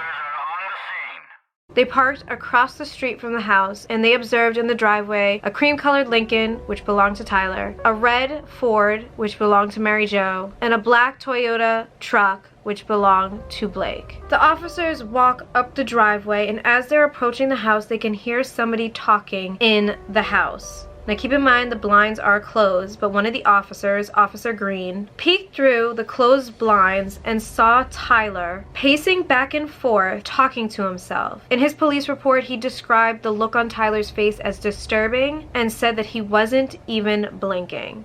That sounds like he was possessed. Straight up. Some horror movie shit, bro. The officers witnessed Tyler grab a stack of books from a bookshelf, march them into the back bedroom, toss the books on the floor while talking to himself the entire time. He was acting frantic. Tyler grabbed books and marched into the back bedroom 2 more times before the officers knocked on the door and rang the doorbell. There was no answer, but Officer Green could see Tyler through the window, walking away from the front door. The remaining lights in the house were turned off, and then Tyler finally opened the front door. His left hand was behind his back. Officer Green's partner, Officer Zamowski, I'm gonna put the spelling here because I think I'm probably saying this incorrectly, drew his gun and ordered Tyler to put his hands up and to step outside, which Tyler did. He put his hands up and he stepped outside. The officers checked Tyler for any weapons before ordering him to the ground and handcuffing him. They described him as talkative, very, very talkative, and explaining that his pupils were very, very large. He was also incoherent and acted like he was very annoyed. Tyler looks at the officers while he's laying on the ground and he says, "I know I'm going to Rock Road, so just take me." Rock Road is the St. Lucie County Jail. Officers asked Tyler if his parents were home, and he says no, they're in West Palm Beach. Officers then asked Tyler if they can reach his parents, and Tyler says no. Tyler also tells the officers that they cannot enter the home. With Michael Mandel's call to Crime Stoppers, the cops had enough to enter the house without a warrant. So they leave Tyler outside on the ground, handcuffed, and they enter the Hadley's home. As they are walking into the house, Tyler is screaming at them, saying, "You can't go in there. Don't go in there." The inside of the house was fucking filthy. In Tyler's brother's old room, his brother just left for college 6 weeks earlier, all the bedroom furniture was turned over. There was bedding and sheets all over the floor, and clothing. And locked in the closet was the family's black lab. The cops get to the master bedroom and it was locked just like it was locked before. The officers noticed dry blood on the frame and the baseboard of the door, so they forced the door open. It seemed like almost every single piece of furniture from the house was shoved into this bedroom. There were dining room chairs, a coffee table, clothing, picture frames, bedding, and towels, all inside this bedroom. Right in front of the doorway was a blood-soaked towel covered by some of the furniture. One of the officers moved some of the dining room chairs in order to enter the bedroom, and in the process of doing so, he noticed the leg of a male covered in blood, which was cold to the touch. Emergency rescue personnel was called immediately. The other officer removed a calendar from the floor and discovered an arm of another person. When the emergency rescue personnel arrived, they confirmed the death of 2 people in the home, Blake and Mary Jo Hadley. This was officially a double homicide. Mary Jo was lying nearest to the bed with her head closest to the bedroom door, while Blake was lying closest to the exit door with his feet closest to the bedroom door. Both Blake and Mary Jo were lying face down and had towels wrapped around their heads. Mary Jo was wearing green capris and a white t-shirt that was kinda lifted up her torso. Blake was wearing blue shorts, a burgundy shirt, a burgundy t-shirt, and blue tennis shoes. His shirt was also halfway up his torso. Both victims had wounds on their backs. Mary Jo had 36 wounds to her head and back, and Blake had 39 wounds to his head, chest, and back. Tyler was immediately arrested, and word quickly spread throughout the town that Tyler did in fact kill his parents and throw a party after. A lot of people had conflicting emotions about the double murder. Hadley went before a judge this morning, facing 2 counts of second-degree murder. Chief Assistant State Attorney Tom Bakadal says he will seek even tougher charges for the deaths of Blake and Mary Jo Hadley. We, in fact, plan and fully anticipate at this point in time, we will take the case to the grand jury and we will seek an indictment for first-degree murder. Tyler Hadley is a few months shy of his 18th birthday, so he is not eligible for the death penalty. He does face life in prison if convicted for murdering his parents. Some people blame drugs, and other people actually blame Tyler's parents for their own murder. Here's a quote from some random chick, I don't know who she is, but she said, "He was under a lot of pressure and like his parents would never let him be himself, and honestly, I think that they caused everything that just happened. His parents always expected him to be someone else that he wasn't, and that's not right. Anything Tyler would do, he'd be wrong for it. He just broke. Honestly, he got crazy because of it. If you have that much hate for somebody, then you actually would do something like that." I'm gonna have to go ahead and disagree. I mean, I understand your parents giving you growth hormones and making you do shit you don't want to do, but he was a couple months away from being 18 and being able to live on his own. He could have thugged it out and went about his way. There is absolutely no need for him to kill both of his parents, whether he blamed them for his issues or not. A lot of people blame Tyler's drug use on the murders. People said that Tyler drank, smoked weed, and popped pills like a madman. One of his friends was interviewed and said that Tyler did monkeys, bars, Xanax, beans, and french fries. I was like, huh? I literally was like, huh? When I read this, I had no fucking clue what any of these nicknames for drugs were. So I Googled it, and this is what it said. Monkeys equals bath salts. Beans is amphetamines. Xanax is Xannies. Bars is also Xanax or other pills like Xanax. And french fries is cocaine. Tyler also took Percocets, which he planned on killing himself with. Well, that's what he told Michael Mandel he was going to kill himself with. And he also did oxycodone, which I learned has the nickname blues. It's also known that Tyler took ecstasy. It's what he took before he actually killed his parents. However, all the drugs that Tyler supposedly takes or was taking don't have any side effects or recorded side effects or known side effects of violent behavior. Police officers also found hydroxyzine, I don't know how to say that, which is a pill and medication for anxiety in the family home that were prescribed to Tyler. They also found something called citalopram. I'm gonna put it right here. I don't know how to say it. I'm really bad with pronouncing shit. But that was also for depression and to lower the risk of suicidal thoughts. After Tyler was arrested, he used the use of drugs as an excuse to why he committed the murders. He wrote letters to his grandparents talking about, I wish I never took those damn pills. And he also wrote letters to his friends also saying, I swear it's the drugs, man. I regret it all. His defense team was also trying to go for an insanity plea. This is a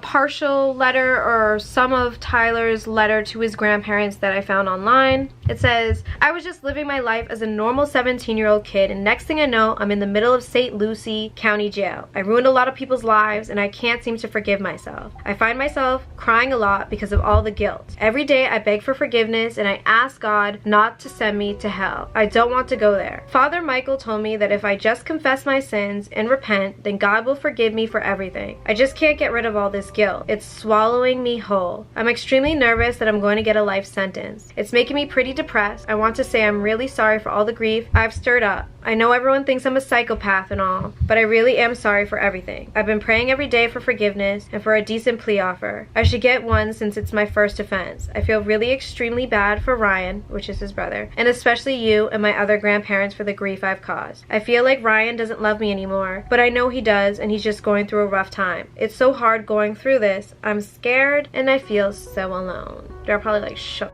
up. Despite Tyler wanting to go for an insanity defense, it wasn't gonna work for him because he waited till his brother went to college. His brother Ryan left for college 6 weeks before the murder. If he did have some type of psychotic break from the drugs, how convenient that it was timed out when your brother wouldn't be home or present. Also, tons of friends and acquaintances of Tyler's told police and investigators that Tyler, for weeks, had been making comments and remarks about wanting to kill his parents and planning to kill his parents, but absolutely no one believed him, which means he was planning on doing this for a long time. It wasn't just a psychotic break. Tyler got therapy with this psychologist, Robert Kinscherf.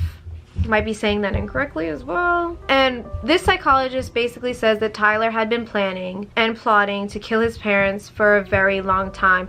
He thought that killing his parents would make his life be easier, his problems go away, and relieve him, take a weight off his shoulders, bring him relief. I was probably mad about getting in trouble and everything that was going on. They, the murderous thoughts, started a little bit but increased in frequency. Became an obsession that I couldn't get out of my mind. Pretty intense. I thought about it every day. That is just some of the shit that Tyler had told this psychologist Robert during one of their sessions. Tyler also told the psychologist that this movie that was playing out in his head, he would kill his parents, then get into his car, back the car into the garage, and kill himself with carbon monoxide poisoning. However, he also told Michael Mandel that he planned on killing himself with Percocet pills. So I guess the movie in his head, the storyline and the ending changed. Every day he thought about killing his parents and then himself. A former inmate of Tyler testified that in confidence in the jail cell, Tyler said, "You should have come to the party. It was awesome." Sounds like Tyler has absolutely no remorse whatsoever. Sad but true, Tyler is like a celebrity at the St. Lucie County Jail. Shaking my head. He wrote a letter to a friend after being incarcerated saying, "I was the second most popular story since the economy," which makes me wonder, did Tyler really kill his parents to solve his problems and receive relief, or did he do it because he wanted to be infamous for a murder or a crime? He wanted to be popular. Because don't forget, he did tell one of his friends that, "I think I'm gonna kill my parents and throw a party after." I don't think anyone's ever done that before. Killed their parents and thrown a party with the body still in the house. So I guess the question is, what really motivated Tyler to commit this double murder of his parents? If it was the need to be talked about or known, then his motivation was pure evil. If it was a combination of not feeling good enough for his parents, or whatever the was happening inside the Hadley's home, on top of the multiple different medications he was taking, on top of the multiple different drugs he was taking, then is the murder a result of science and parenting? It's hard for me to even comment or answer that question because one, I'm not a psychologist, and two, I can't even begin to understand or try to tackle Tyler or Tyler's thought process whatsoever. In jail, Tyler has earned the nicknames Hambo, Ham, Hammer, Hadley, Hambo, and Bam Bam from his fellow inmates. He signs notes to other inmates saying shit like, "I don't know if you're a fan, but you should be. It's hammer time."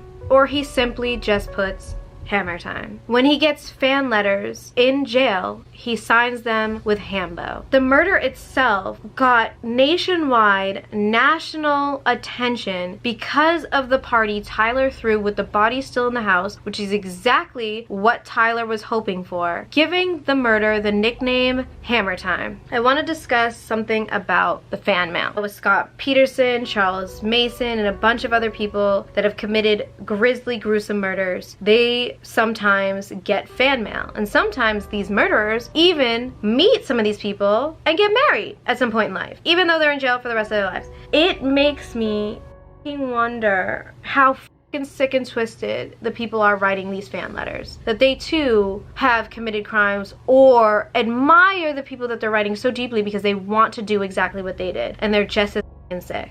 Ugh.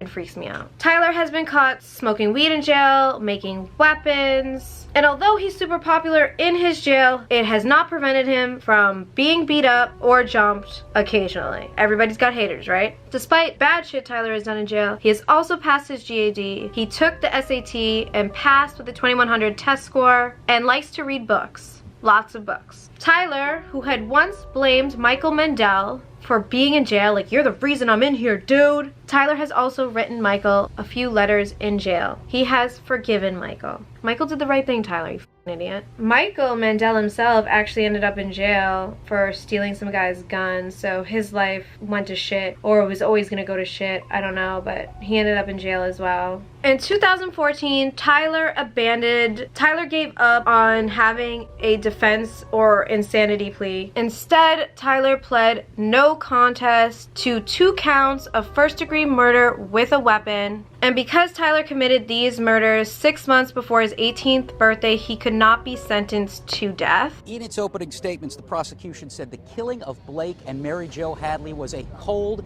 calculated, premeditated act. The defense did not offer any opening, so the prosecution then began calling witnesses. And the first witness they called to the stand was the brother, the older brother of Tyler Hadley, Ryan Hadley, and by far that has been the most dramatic testimony so far. Let's show you the pictures from inside the courtroom up at 3B. Ryan Hadley, the older brother by 6 years, he was on the stand for nearly an hour and said he and his brother were very close growing up. Ryan Hadley, though, did say as Tyler got older, he would steal his parents' debit card and at times take his father's truck keys without permission. At the end of his testimony, Ryan Hadley was asked what he wants to see happen to his brother.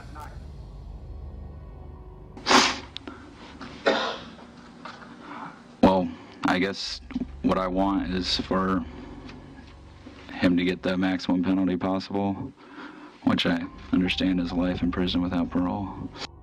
The next 2 witnesses to the stand were acquaintances of Tyler Hadley. The first, a friend who said Hadley complained about his parents, the fact that he was in rehab and that he could not go out. Testimony still underway as we speak right now. One of the investigators for the Port St. Lucie Police Department on the stand. The state looking for the judge to issue the maximum penalty of 2 consecutive life sentences without the possibility of parole. Because Hadley was 17 when his parents were killed, he is ineligible for the death penalty. Tyler Hadley, in his own words. I can apologize and make amends for the horrible acts I've done and I committed. Mary Jo Hadley's sister and niece read a letter to the court, hoping Tyler gets the help he needs. We pray that sometime in the future he will have the opportunity to rehabilitate and have a life on the outside. Blake Hadley's brother Michael spoke on behalf of the Hadley side of the family. He said there's no family division as everyone is grieving. What Tyler did was, in our opinion, was based on pure selfishness. But Mike Hadley said Tyler would have killed without drugs or alcohol, and his cowardly act has left the family with its own life sentence. I now, with a heavy heart, pray the court passes judgment on Tyler to keep our family safe and that he remain in a controlled environment for life without any chance. Name for the record, please. Tyler Hadley. After 8 days, we hear from Tyler Hadley for 86 seconds. I'd like to direct this to my entire family. Everyone, all of them. Hadley told the court he can't apologize or make amends for the horrible acts he committed. Not a single day goes by that I don't think about my parents or my whole family that I've affected by this. Hadley said he realizes he took away a son, father, a mother, a sister, a brother, and 2 friends. I know I don't expect forgiveness, and I know they will never forgive me, and I'm not expecting forgiveness. Public Defender Diamond Liddy asked the judge for 2 concurrent 30-year sentences with a case review after 20 years. She said Tyler Hadley's crimes were not those of an adult. In fact, it is the state's evidence that shows this was the result of a severely mentally ill child. In his closing remarks, Chief Assistant State Attorney Tom Bakadal called Hadley a manipulator and a cold-blooded killer trying to now throw himself on the mercy of the court. He is done. No jury in the world would buy the the insanity defense in this case.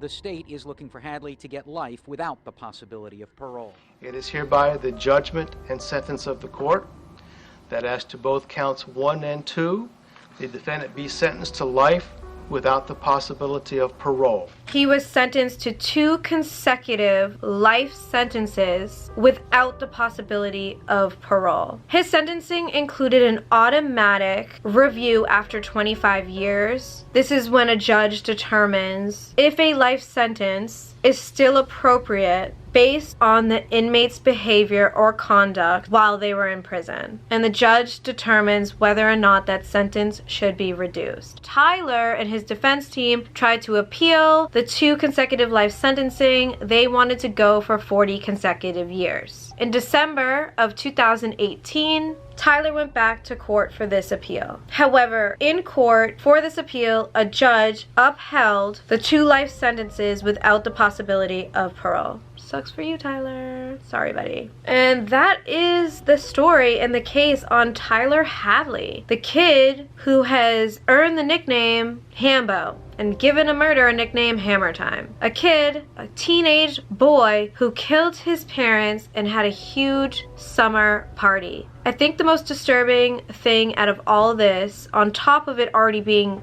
disturbing as is everyone that was involved in this story. Everyone is so up and weird and bizarre and freaks me the out. For example, the football player, Mike, whatever the his last name was, that got interviewed and said that he was on the couch and some weird skater kid came over and said it smells like dead people in here. He got interviewed and the interview was on like TV, in Rolling Stone, whatever, and he was like, I got 30 friend requests on Facebook because of these interviews, and people were writing me like, man, you were at the party, and I'm like, yeah, it was so awesome. Those are the type of up weird ass people that were at this party. Another person who was at the party that was friends with Tyler or knew Tyler or was closer to Tyler than other people that were at the party said that 20 years from now he could say that he was there. He was at the party, and that is pretty cool. Everyone involved in this story, including Tyler, is f***ed up, and that is what is so disturbing about this case. I don't know what's in the water in Port St. Lucie, but what